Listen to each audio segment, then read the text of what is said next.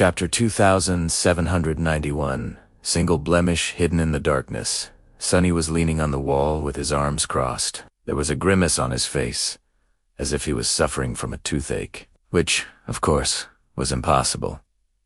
His teeth were notoriously indestructible, not to mention deadlier than most enchanted weapons. He barely ever met abominations whose hide he couldn't bite through. However, sinking his teeth into an idea would be difficult even for Sonny. That man is impossibly frustrating. A bitter sigh escaped from his lips. Asterion had come to the Immortal Flame Manor uninvited. An unfortunate event, but not an entirely unexpected one. Then, he questioned the authority of the man Azona, suggesting that he'd do a far better job of ruling over humanity. It would have been great if convincing everyone that he was a superior ruler was what he had truly been after. However, Asterion had never really intended to present himself as a better choice for the throne than Changing Star, not during this council. At least, all he had wanted to do was to tear her down. He wanted to hurt the idea of Nephis, the last daughter of the Immortal Flame Clan. It did not even matter how severe the damage was. In fact, all he needed was to put a single blemish on an otherwise pristine surface of her esteem. That blemish, even if it was a small scratch, could become a festering wound from which seeds of doubt would sprout. He did not need the champions of the human domain to lose faith in Nephis. He just needed them to leave the manor with a vague hint of uncertainty in their hearts. His insidious aspect would do the rest. After all, Asterion did not aim to convince anyone. He only aimed to subjugate them. However, their conviction had to be compromised first to achieve that. It is a bit funny, really. Once, a very long time ago, Nephis had told Sonny that she had no reason to settle for submission when she could have loyalty. Asterion was the exact opposite of her, only seeking submission with no regard to loyalty. That was why he had attacked her past and her actions, mocking her achievements, mentioning the death toll among the sleepers of the Dark City, comparing her to the original sovereigns, revealing the truth of why she had joined Valar. None of these attacks were arguments seriously meant to discredit Nephis. They were just provocations. They were feints meant to mask the real blow. That blow was the fact that Nephis and Sonny had contemplated slaying the sovereigns before attaining supremacy themselves. They had indeed gambled with countless lives, almost sending hundreds of millions of people into the first nightmare. Sure, there had been extenuating circumstances. They had good reasons to have made that decision, and they succeeded in the end. Their chances of defeating the sovereigns without becoming supreme had been exceedingly slim to begin with. But that did not matter, because people were not rational creatures.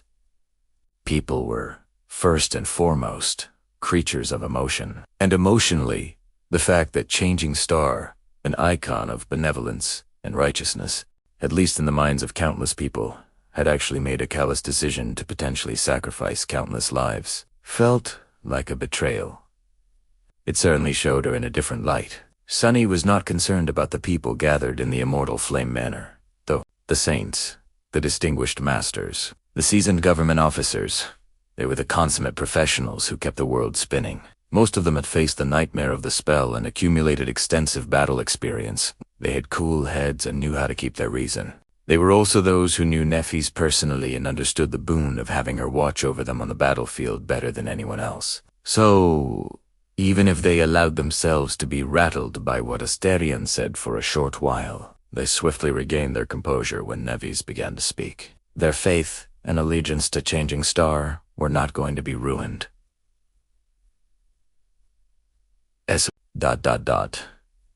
But they weren't Asterion's true target either. Sonny sighed, feeling truly restrained by the need to hide his existence from the world for the first time. If only he could involve himself in this battle of public opinion personally. If only he could face Asterion in the open and tear his arguments down. But he couldn't. I wonder which of Neff's guests are already under Asterion's control.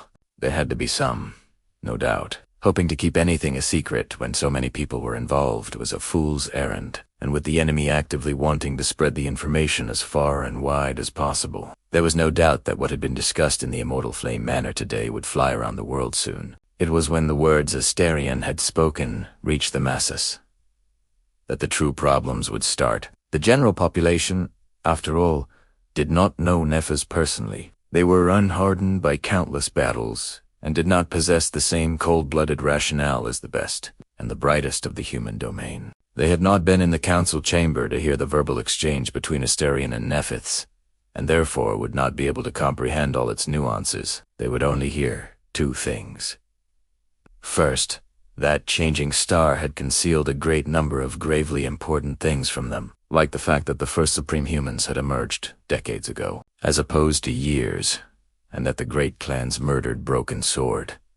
It wasn't quite enough to call Nephthys a liar, but it was enough for many to question if she could be trusted. Second, that changing star had almost slaughtered hundreds of millions of innocent lives in pursuit of her revenge, and it was that last fact that would leave a deep wound on the idea of her. Sunny smiled bitterly. Isn't it ironic? He often claimed to be the most honest person in the world, but now he was being wounded by the truth. Sonny Sigurd. How terrifying.